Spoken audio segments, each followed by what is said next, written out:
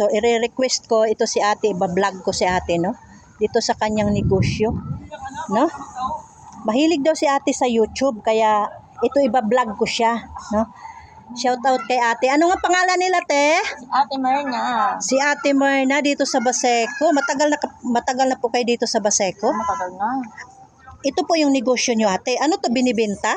Opo, binibenta rin. So, bumibili po kayo ng bakal. So, ito si Ate Myrna, mga idol, no? So, ito yung negosyo niya. Bumibili siya ng mga pera-perasong bakal. Ito yun. Ito yung mga ginagamit sa barko, ate, no? Mga Ito scrap yun. na siya. Mga scrap na yan.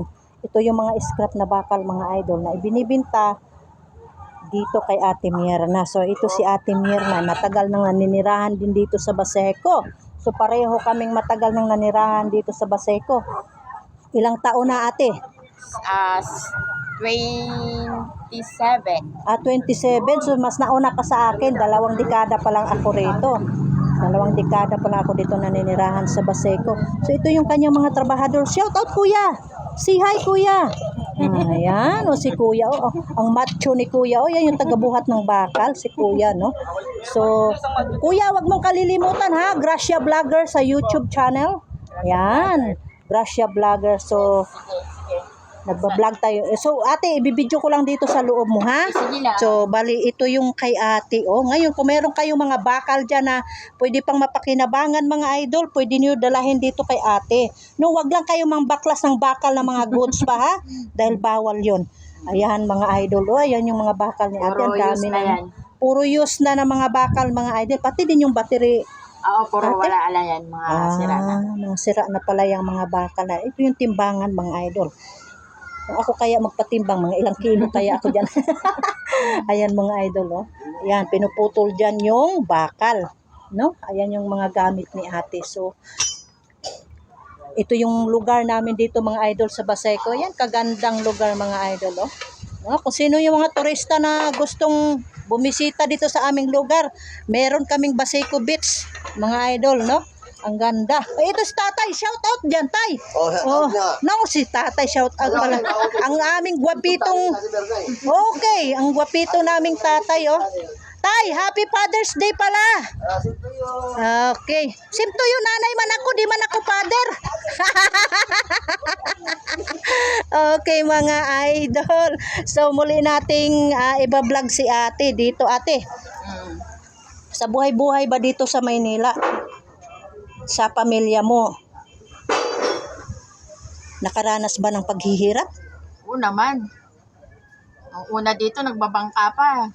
Binabangka pa para makarating dito sa looban.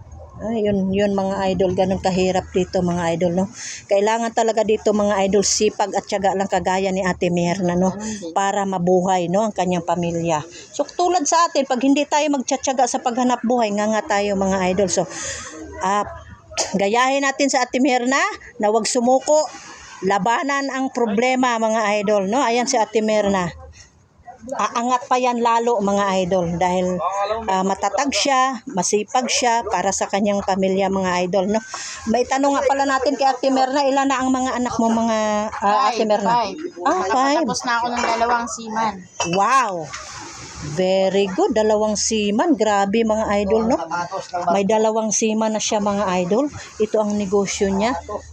Kayo ba? Hindi ba kayo magsisipag na kagaya ni Ate Myrna, no?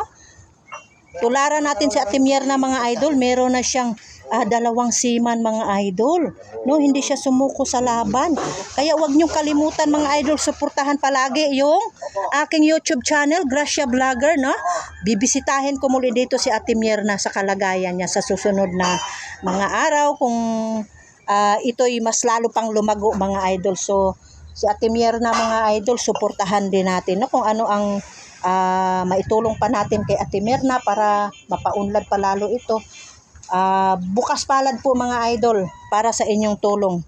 So, mga idol, muli ako nagpapasalamat kay Ate Myrna na nagpa-interview dahil mahilig daw siya sa YouTube. Oh, YouTube. So, wag mo kalimutan, Ate Myrna, ang ating channel, ha? Gracia Vlogger, mga idol. So, thank you for watching, mga idol. Bye-bye. Ate Myrna, bye-bye.